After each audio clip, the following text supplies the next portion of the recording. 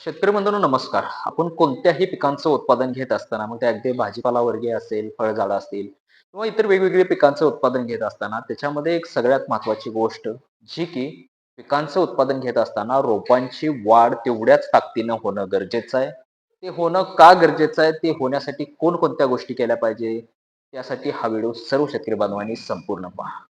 तसं बघता रोपांची मुळांची वाढ ही चांगली निरोगी आणि चांगली जर झाली आणि मजबूत झाली, त्याच्यामुळं आपल्याला खालील एकूणच वेगवेगळे फायदे आपल्याला त्या पिकामध्ये होत असतात.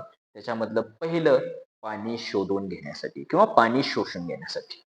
मोस्टली जी मुळं असतात आपली जमिनीमधली जी मुळं असतात, ते काय करत असतात जमिनीमध्ये जी वापसा कंडिशन मधलं जे पाणी असेल किंवा जे पाणी मुळांच्या द्वारे चांगल्या पद्धतीने शोषून घेण्यासाठी त्या वनस्पतीला ती मुळं काय करत असतात, मदत करत असतात आणि त्याच्यामुळं एकूणच त्या झाडाची वाढ आपल्याला त्या ठिकाणी चांगली होते. त्याच्यानंतर अन्नद्रव्याचं शोषण करण्यासाठी जी अन्नद्रव्ये जमिनीमध्ये असतात, ती अन्नद्रव्ये एकतर आपण रासायनिक खतं, शेणखतं किंवा इतर जमिनीमध्ये वेगवेगळ्या विद्राव्य स्वरूपातील असतात. ते अन्नद्रव्ये जमिनीमध्ये मुळांच्या माध्यमातून शोषून घेण्यासाठी जे की नत्र, स्फुरद, पालाश किंवा इतर दुय्यम आणि सूक्ष्म अन्नद्रव्ये असतात, ते उपलब्ध आणि मुळांच्याद्वारे शोषून घेण्यासाठी मुळांची वाढ त्या ठिकाणी चांगलं असणं गरजेचं आहे. त्याच्यानंतर रोपांची मजबूती वाढवणं. जेवढी त्या पिकाची, त्या झाडाची मुळं चांगल्या पद्धतीने विस्तारलेली असतात, तेवढी त्या झाडाची, त्या वनस्पतीची मजबूती त्या ठिकाणी वाढते. म्हणजे चांगल्यामुळं जे रोप आहे, ते रोप त्या जमिनीमध्ये घट्ट राहतं आणि घट्ट राहिल्यामुळे एकूणच वारा, पाऊस किंवा अन्य अवकाळीजन्य परिस्थितीमुळे जी झाडं हालत असतात किंवा लगेच कोलॅप्स होत असतात. अशा ठिकाणी जर रोपांची मुळं मजबूत असतील, तर एकूणच झाड त्या ठिकाणी घट्ट त्या ठिकाणी जमिनीवरती राहू शकतं. त्याच्यामुळे होणारी जी भविष्यामधले धोके असतात, ते त्या ठिकाणी आपल्याला रोखता येतात.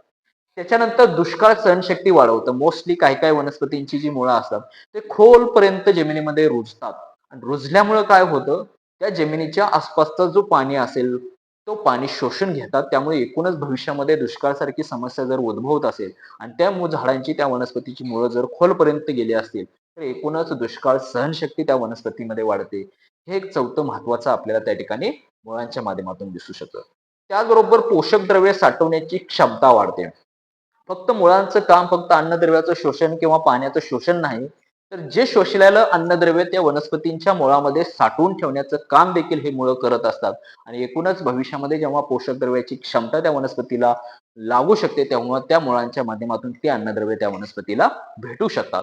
उत्पादन आणि गुणवत्ता वाढवतात. मुळातच जेवढी आपल्या वनस्पतीची मुळं मजबूत असतील, तेवढंच त्या वनस्पतीला फुलं चांगली येणार, फळं चांगली येणार, फलधारणा चांगली येणार, फळांची साईज चांगली वाढणार, गुणवत्ता वाढणार आणि एकूणच आपल्याला त्या वनस्पतीच्या माध्यमातून उत्पादन आणि चांगल्या गुणवत्तेचं उत्पादन आपल्याला त्या ठिकाणी मिळतं.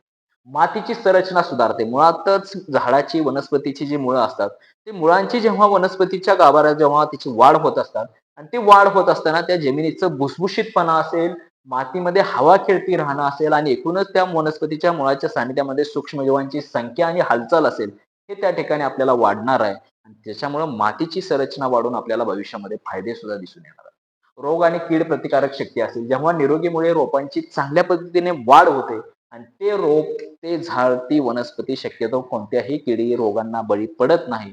हे एकूणच आपल्याला त्या ठिकाणी वेगवेगळे फायदे किंवा महत्त्व जर आपल्या झाडांची मुळं चांगल्या पद्धतीने ग्रोथ असतील तर.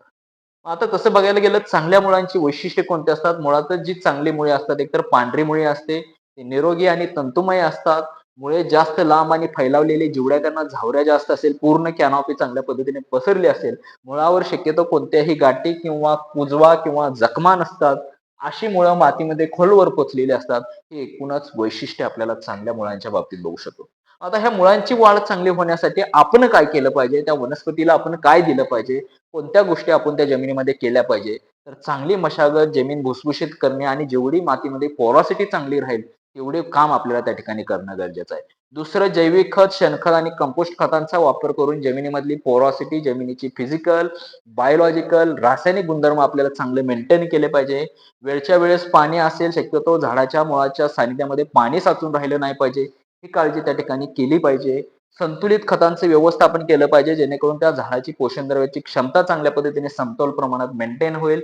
जमिनीची धूप आपल्याला शक्यतो कमी होऊ द्यावी, जेणेकरून जमिनीची धूप जास्त प्रमाणात झाली तर एकूणच झाडांच्या, वनस्पतींच्या मुळावरती सुद्धा अफेक्ट करू शकतात.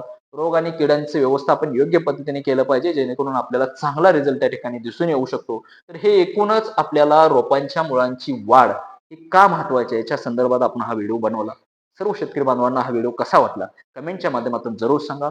ज्याही शेतकरी बांधवांनी अजूनही आपल्या YouTube, Insta, Facebook like, share, subscribe आणि फॉलो केलं नसेल, तर त्या शेतकरी बांधवांनी जरूर करावे.